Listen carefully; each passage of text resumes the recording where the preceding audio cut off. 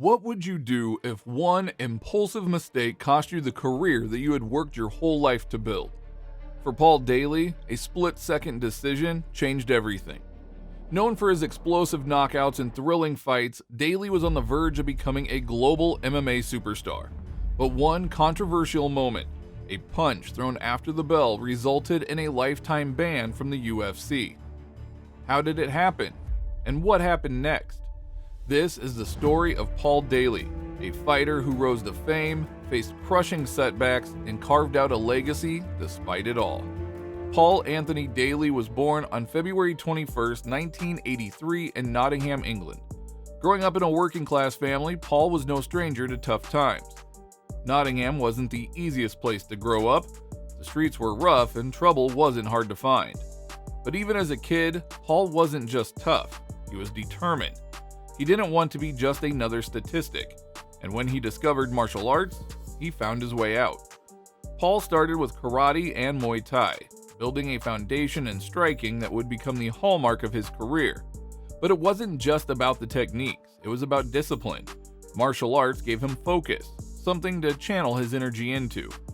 By his late teens, Daley transitioned into kickboxing and eventually MMA, which was still a niche sport in the UK at the time. But even then, he stood out. His striking wasn't just powerful, it was precise, calculated, and devastating. The early 2000s were a pivotal time for UK MMA, and Cage Rage was at the center of it all. This was the proving ground for British fighters looking to make a name for themselves, and Daley was the poster boy for that promotion. In Cage Rage, Daley earned a reputation as one of the most dangerous fighters on the circuit. He didn't just win fights, he ended them in spectacular fashion. Fights rarely made it out of the first round when Daley was in the cage. His opponents knew what was coming, but they couldn't stop it. His nickname, Semtex, wasn't just marketing, it was the perfect description of the explosive power he carried in his fists. And the fans loved him. Daley wasn't just a fighter, he was a showman. His charisma, his swagger, his ability to talk the talk and back it up in the cage. He was everything a promoter could dream of. By 2007, Daley had outgrown the UK scene. It was time to test himself against the best fighters in the world. And that is when he signed with Elite XC, a US-based promotion looking to rival the UFC. And right away, Daley proved that he belonged. In Elite XC, he faced tougher opponents, bigger crowds, and higher stakes. But none of it fazed him. He brought the same aggression, the same firepower, and the same ability to finish fights in devastating fashion. Daley's star was rising. He wasn't just a British prospect anymore. He was an international contender, and it wasn't long before the UFC took notice. In 2009, the UFC came calling. For any fighter, this was the ultimate goal. Daley signed the contract and made his debut at UFC 103 against Martin Kampmann. Now, Kampmann wasn't an easy fight. He was a well-rounded fighter known for his toughness and technical skills. But Daley didn't care who was standing across from him. Boom! Daley dropped Kampmann in the first round, announcing his arrival to the UFC in the most emphatic way possible. Dana White was impressed, the fans were buzzing, and just like that, Paul Daley was a rising star in the world's biggest MMA promotion. After another knockout win against Dustin Hazelett, Daley was fast-tracked to a contender's fight against Josh Koscheck at UFC 113. Now, this wasn't just any fight. Koscheck was a former title challenger, a wrestling powerhouse, and one of the most notorious trash talkers in the sport. The build-up to the fight was intense. Koscheck knew how to get under Daley's skin, and Daley didn't hold back in firing right back. The irony? Koscheck wasn't hiding his game plan. He openly declared he would wrestle Daley for 3 rounds straight. A psychological warfare tactic that only added to Daley's growing frustration before they even stepped into the cage. For a striker like Daley, knowing your opponent plans to nullify your greatest weapon and being unable to stop it, that is a special kind of torment.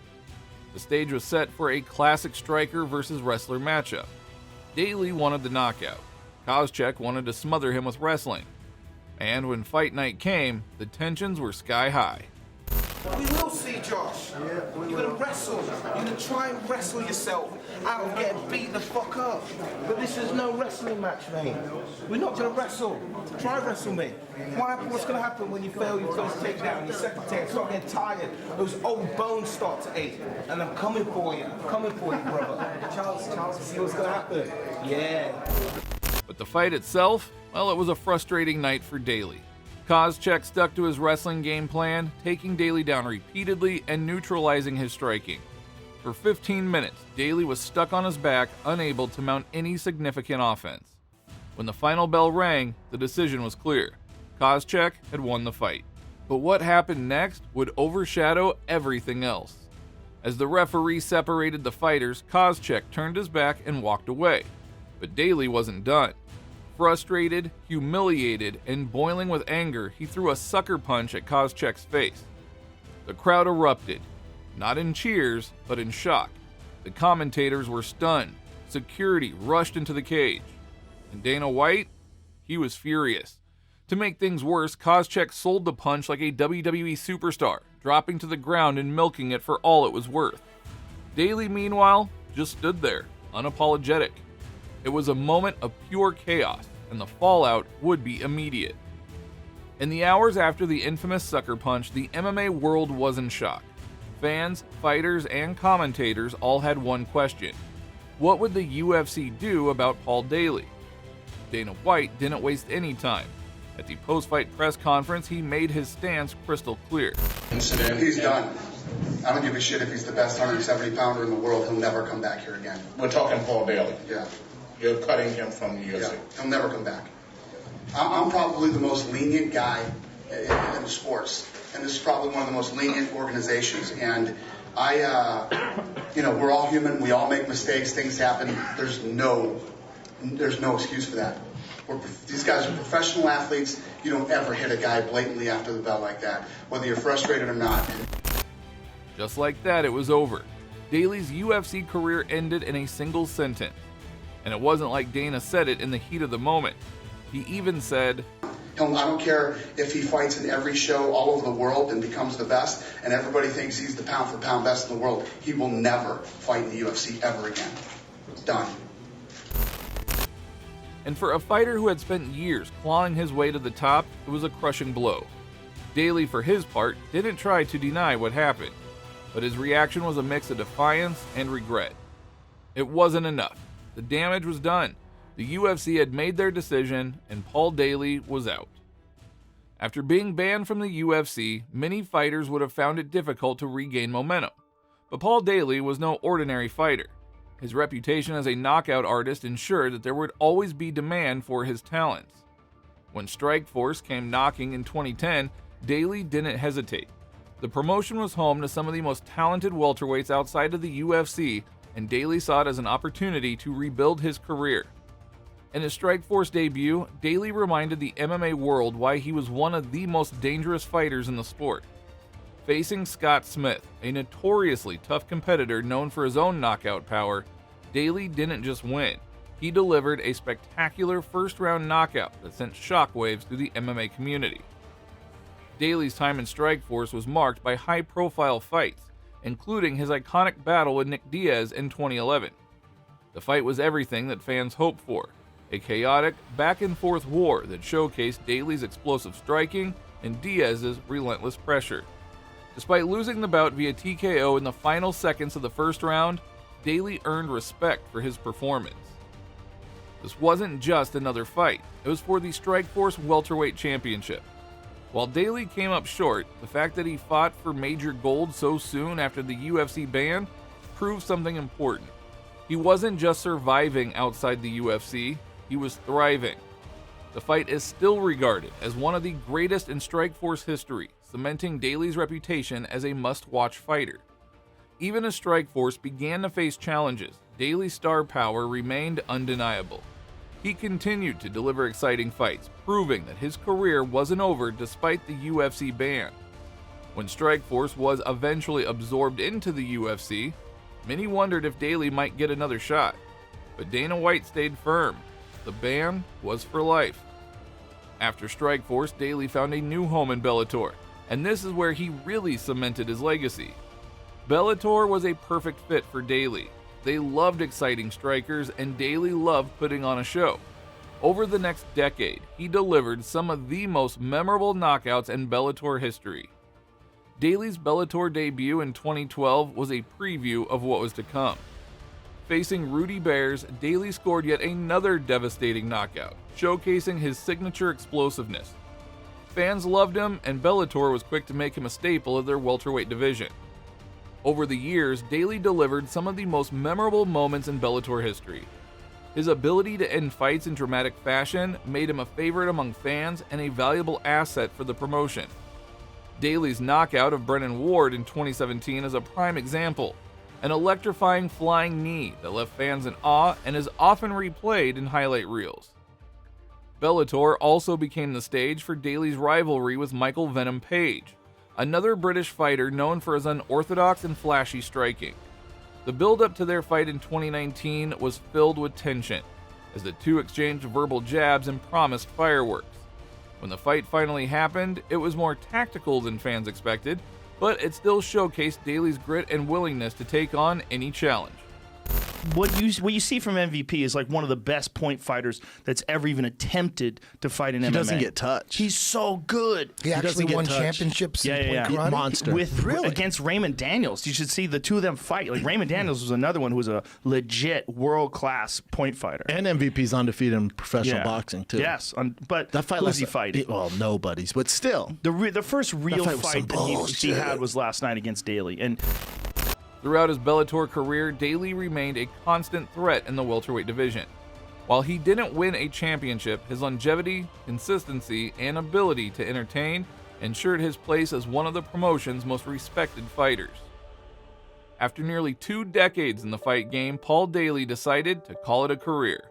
Yeah, May 13th will be my last one. It will be my retirement fight, you know. After many years in the game, hours on the road and hours in the gym, years have caught up with me, and now every morning I wake up with a bad back and I'm just tired. You're tired. So this tired. is it. This is it. You will retire after this fight on May 13th. Yeah, most definitely. May 13th, 2022, Bellator 281. Daley faced Wendell Giacomo in his final fight. It wasn't an easy bout. Giacomo tested him early, but in true Semtex fashion, Daley ended it with a brutal KO, sending the London crowd into a frenzy. That night, Daley walked out of the cage for the last time, leaving behind a career full of unforgettable moments. He didn't need the UFC to become a legend. He carved his own path, one knockout at a time. But let's talk about the elephant in the room. What did the UFC ban cost Paul Daley? Financially, it was devastating. As one of the most exciting fighters in the welterweight division, Daley had the potential to become a major star in the UFC. Fighters with his knockout power, charisma, and crowd-pleasing style often find themselves headlining pay-per-view events and earning millions in sponsorships and bonuses. Without the UFC platform, Daley was forced to build his career in smaller promotions. While he found success and earned a good living, it was nowhere near the financial rewards he could have achieved in the UFC.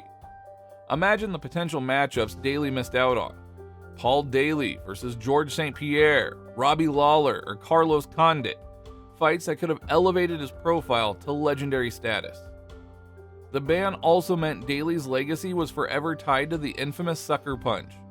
While he worked hard to create memorable moments outside the UFC, that single act overshadowed much of his career in the eyes of casual fans. But here is where things get interesting.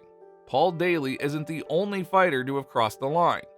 Consider Conor McGregor's infamous bus attack in 2018. McGregor threw a dolly at a bus window, injuring multiple fighters and causing significant disruption. While the UFC condemned his actions, McGregor faced no lasting consequences and was welcomed back to the octagon with open arms. John Jones, arguably one of the greatest fighters of all time, has faced numerous legal battles, including hit-and-run incidents, drug test failures, and altercations outside the cage. Despite these repeated offenses, Jones has been allowed to continue competing and even headlining events. So why was Daley treated differently? One argument is that he wasn't a big enough star at the time. Fighters like McGregor and Jones bring massive revenue to the UFC, making them more difficult to punish severely. The landscape of MMA had changed dramatically by the time McGregor threw that dolly in 2018, or when Jones faced his controversies. The UFC at 2010 was still fighting for mainstream acceptance, still trying to shake off the human cockfighting label that had haunted its early days. Daley's punch came at a time when the sport could not afford any hints of uncontrolled violence. By the time McGregor and Jones had their incidents, the UFC was a billion-dollar company with established mainstream legitimacy, giving them more flexibility in how they handled controversial moments. Another factor is timing. In 2010, the UFC was working hard to legitimize MMA as a sport and distance itself from its early chaotic reputation. Daley's punch gave the UFC an opportunity to set an example and reinforce their commitment to professionalism. Whatever the reasons, the disparity in treatment remains a point of contention among fans. Many believe Daley deserved a second chance, while others argue that his actions were unforgivable. So what is Paul Daley's legacy? On one hand, he's one of the most exciting strikers in MMA history. His knockouts are unforgettable. His willingness to fight anyone, anywhere, anytime earned him respect from fans and fighters alike. On the other hand, the shadow of that sucker punch looms large. Some fans see it as a moment of weakness, an unprofessional act that cost him a chance to truly cement his place among the greats. But here's the thing, Daley never stopped fighting. He didn't let the UFC ban end his career. Instead, he carved out his own path, building a legacy on his terms. Some fans argue he deserved a second chance. Others believe his actions were unforgivable. But whatever side you're on, one thing's for sure. Daley's story is a tale of how one mistake can change everything.